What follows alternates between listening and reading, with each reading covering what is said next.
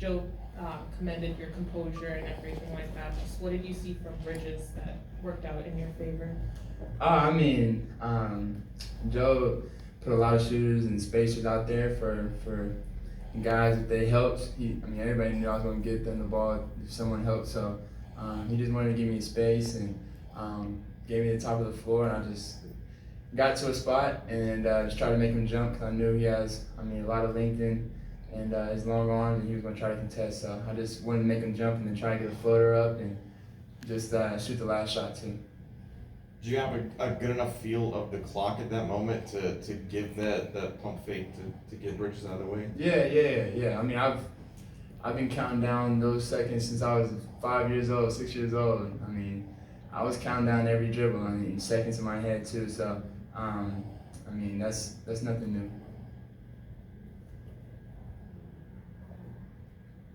What did you guys see out of Brooklyn coming out in that third quarter? It seems like obviously you guys had a really productive second, but they came out pretty strong in the third. They hit first in that third quarter, and you never want to get the lead back up that you built, and we built a big lead in that first half and allowed them to get back into it. But that's part of the NBA. They got really good players over there still, so.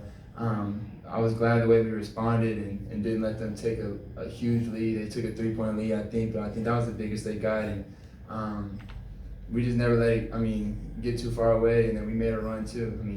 Both teams were going to make a run today, and I'm just glad we were able to make a little bit more.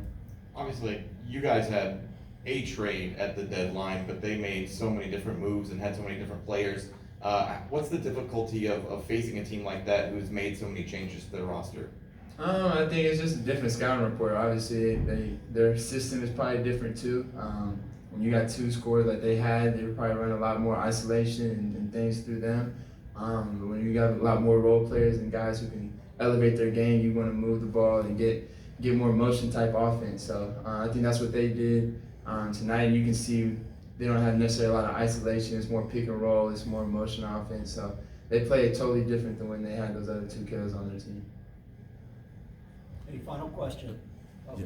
sorry, Jeff. Hey Trae, how's it going? Just talk about Bogey coming off the bench and making contribution tonight, as well as DeJounte's contribution as well, and on Yucca's contribution. Yeah, when we made that run in the playoffs a couple years ago, I believe it was a lot to do with our bench, and having those guys come off the bench with Gallo and Lou and all those guys come off the bench. I think Bogey is. That guy coming off the bench that can score for us and take us to another level. So whenever he has nights like tonight, it only helps our team. The starters, we didn't do our job as far as extending the lead and making sure we had the lead. Obviously, we were all in the minus. And if Bogey plays the way he did tonight, we're going to be a really good team because we're not going to play the starters the way we did tonight the rest of the year. So Bogey, the way he did, it was great. And then, Big O was great too. Rebounding. Talking on defense and things like that was really good for us. And then DeJounte obviously being efficient, hitting threes, it was great for us. So we needed, this was a total team effort tonight.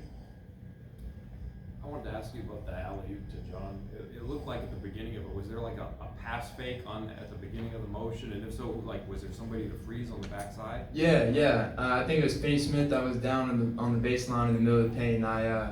We had Clint that was right in front of me, and he was guarding Clint, and so he saw that John was rolling, and he was the help side guy, so I kind of faked it to Clint to make him just free just a little bit, and I throw it up, and if John jumps the same time as another guy, I'm taking John every day, so that's all I try to do is just freeze him just enough time so John can get there, and me and John, that connection, he knows if he has a running start, he's going to get the ball. So, that's kind of what happened. Thank you, Trae.